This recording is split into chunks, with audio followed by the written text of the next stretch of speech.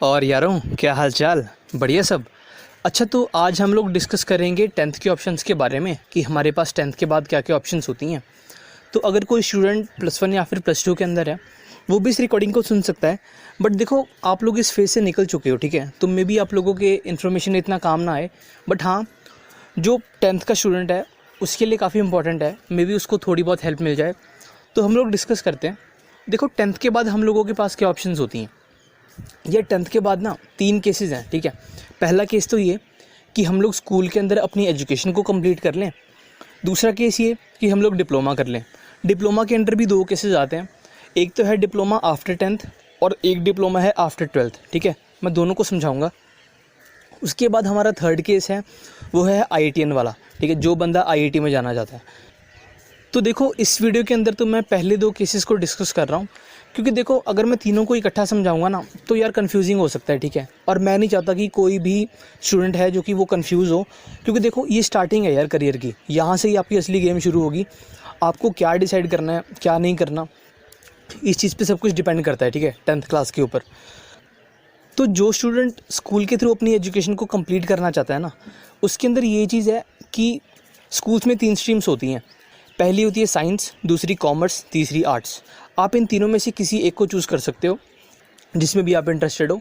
तो हम लोग क्या करते हैं, हम लोग ना इनको एक बार डिफ़ाइन कर लेते हैं कि बेसिकली है क्या, ठीक है? स्ट्रीम्स ये साइंस, कॉमर्स, आर्ट्स। अगर हम इन तीनों में से किसी एक को चूज़ करेंगे या फिर इनमें जाएंगे तो हमको मिलेगा क्या, ठीक है? हम क्या सीखने को मिलेगा हम लोगों को।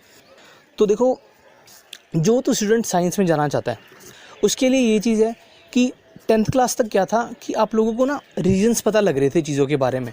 फॉर एन एग्जांपल कि जैसे कि स्टार्स ब्लिंक क्यों करते हैं, ठीक है? अगर कोई हमारी बॉडी इन्फाइनाइट पे पड़ी हुई है तो उसकी इमेज कहाँ पर बनेगी, ठीक है? ये चीज़ होगी। उसके बाद फिर रेनबो कैसे बनता है। उसके बाद फिर आप इलेक्ट्रिसिटी के बारे में बात कर लो, ठीक है? इलेक्ट्रॉन्स की मूवमेंट, ठीक है? मतलब कि आपको पता लगता है कि चीज़ों के पीछे के रीजंस क्या हैं। अगर आपको इस रीजनिंग को आगे बढ़ाना है ना, और ज़्यादा इसको डीपली समझना है, तो भाई आप लोग +1 +2 की साइंस रख लो। क्योंकि देखो यार, +1 और +2 के अंदर क्या है ना कि एक तो इनका सिलेबस ज़्यादा होता है, और दूसरी बात ये कि इनका जो एक एरिया ऑफ नॉलेज है उसमें भी ड्रास्टिकली इंक्रीज़ आता है, ठीक है? और ये बस साइंस के साथ नहीं होता, ये कॉमर्स और आर्ट्स के साथ भी होता है, ठीक है? मतलब कि तीनों स्ट्रीम के साथ ये सेम चीज़ होती है। तो देखो, आप अपने अकॉर्डिंगली देख लो कि आपको कौन सी स्ट्रीम में जाना है, क्योंकि देखो, साइंस आपको रीजंस बताएगी। अगर आप लोगों को इस रीजनिंग को बढ़ाना है, ठीक है, एक नेक्स्ट लेवल पे लेके जाना है, ऐसे समझ लो इसको कि आपको और थोड़ा डेप्थ में समझना है चीज़ों के बारे में, तो यार आप लोग साइंस रख सकते हो। और साइंस रखने का एक और एडवांटेज होता है, जब आप लोगों की साइंस कंप्लीट हो गई ना +2 के बाद, तो आप लोगों के लिए करियर ऑप्शंस सारी ओपन हो जाती हैं, ठीक है? आप लोग किसी भी करियर में जा सकते हो। ये थोड़ा एडवांटेज होता है साइंस स्टूडेंट को। और फिर साइंस के अंदर भी 2 स्ट्रीम्स हैं, मेडिकल और नॉन मेडिकल, ठीक है? यानी मेडिकल वाला जो कि बायो रखता है और नॉन मेडिकल जो कि मैथ्स रखता है। कई ना घर वालों की बातों में आके कंबाइन रख लेते हैं, लेकिन देखो, एंड में एग्ज़ाम्स आप लोगों को लिखने हैं, ठीक है? सिलेबस 11th-12th का थोड़ा नहीं है, बहुत सिलेबस होता है 11th-12th का। एंड में जाके कई तो ऐसे होते हैं कि वो छोड़ ही देते हैं, मतलब होप ही छोड़ देते हैं। लेकिन अगर आप लोगों में एफिशिएंसी है, ठीक है, आपको पता है कि हाँ यार मैं निकाल लूँगा, तो भाई फिर आप कंबाइन रख लो, कोई डाउट नहीं है।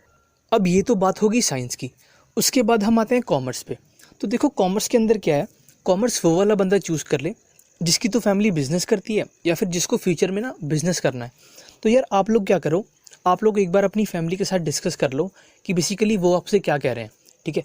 और हाँ, एक बात और, अगर कोई ऐसा केस है जिसको रखनी साइंस है मगर उसको करना बिज़नेस है, ठीक है? मतलब कि पढ़नी उसको साइंस है लेकिन फ्यूचर में उसको आगे बिज़नेस करना है, तो ये वाला बंदा क्या करे?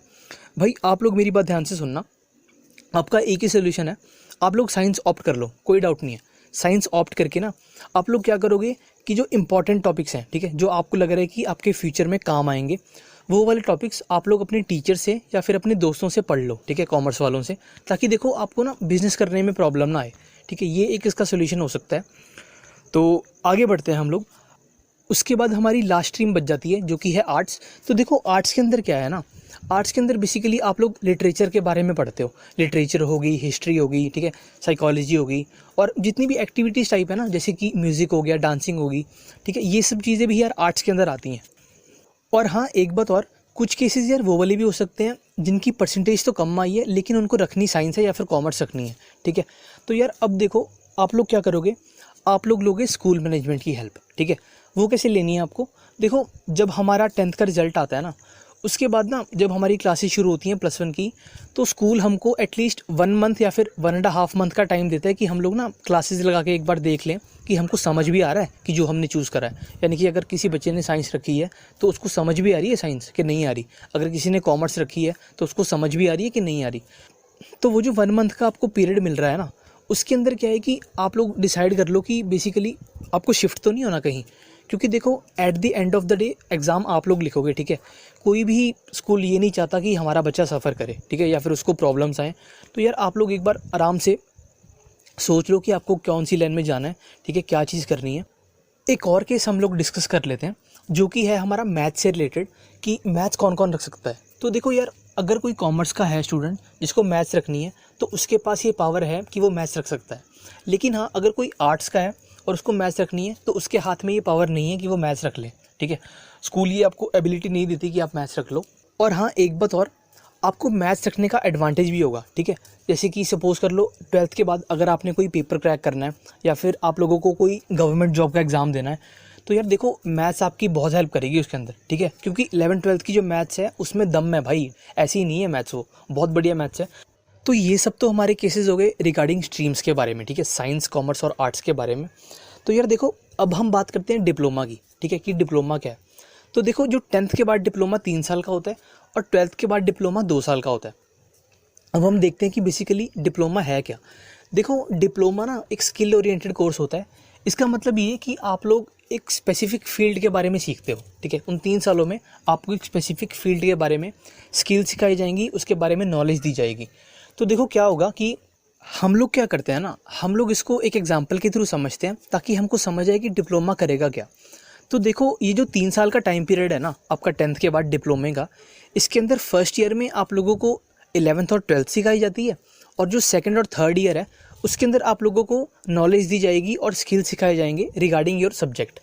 यानी कि अगर कोई पर्सन मैकेनिकल में डिप्लोमा कर रहा है, इलेक्ट्रिकल में कर रहा है, सिविल में कर रहा है, तो यार इन तीनों केसेस में उनका पहला ईयर है जो वो सेम ही रहेगा, ठीक है। उनको पहले ईयर में 11th-12th ही पढ़ाई जाती है। लेकिन हाँ, जो 2nd और 3rd ईयर है उनके अंदर भाई उनका टोटली सिलेबस डिफरेंट है। सिविल वाले को सिविल पढ़ाई जाएगी, इलेक्ट्रिकल वाले को इलेक्ट्रिकल और मैकेनिकल वाले को मैकेनिकल। अच्छा, तो ये तो होगी आपकी 10th की बात। इसके बाद हम आते हैं +2 के ऊपर, ठीक है। तो जो बंदा +2 के बाद कर रहा है, तो देखो यार, +2 के बाद डिप्लोमा आपका 2 साल का होता है और उन 2 सालों में ना आपको 11th-12th नहीं पढ़ाते, ठीक है। फर्स्ट ईयर आपका कट जाता है, जो कि मैं आपको बता रहा था कि आपकी +1 और +2 पढ़ाते हैं, वो चीज़ नहीं होती। आपको डायरेक्टली सब्जेक्ट के रिगार्डिंग आपको इन्फॉर्मेशन और स्किल सिखाई जाती है, ठीक है। ये डिफरेंस है 10th के बाद डिप्लोमा करने में और 12th के बाद डिप्लोमा करने में, ठीक है। और एक बात और, जो बंदा 10th के बाद डिप्लोमा करता है ना, उसका डायरेक्टली एडमिशन होगा बीटेक के अंदर, जो भी उसकी फील्ड चूज़ करी है उसने। अगर मैकेनिकल करी है तो मैकेनिकल के अंदर 2nd ईयर में उसका एडमिशन होगा। इसको ना हम लोग लीड एडमिशन का नाम देते हैं, ठीक है। इसको ज़्यादातर लीड एडमिशन बोलते हैं। तो आप लोग ये सोच रहे होगे कि मतलब 10th के बाद कोई बंदा डिप्लोमा क्यों करेगा या फिर 12th के बाद क्यों करेगा। देखो यार, बात पता है क्या है, बेसिकली डिप्लोमा बच्चे इसलिए करते हैं क्योंकि ना उनको अपनी फील्ड के बारे में और सीखना होता है, ठीक है। उनके दिमाग में ये चीज़ क्लियर होती है कि मैं इसी लाइन में जाऊँगा, वो लोग ही डिप्लोमा करते हैं। दूसरे बंदे डिप्लोमा नहीं करते, जिनको क्लियरिटी नहीं है वो लोग तो भाई सीधे सीधे स्ट्रीम्स ले लेते हैं, स्कूल के थ्रू जाते हैं। लेकिन हाँ, जो कि क्लियर है अपने दिमाग में, जिनको पता होता है कि यार मैं इसी फील्ड में जाऊँगा, वो लोग ही डिप्लोमा करते हैं।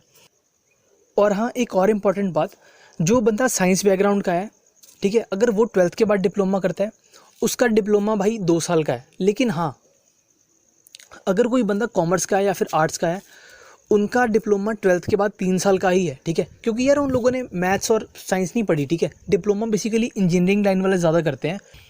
तो ये सारी डिटेल्स थी हमारी डिप्लोमा के रिगार्डिंग। आई होप ये इन्फॉर्मेशन आपके लिए कन्फ्यूजिंग ना हुई हो। आप लोग ना एक बार डिस्क्रिप्शन बॉक्स ज़रूर चेक कर लेना। तो ख़त्म करते हैं हम लोग यहाँ पे।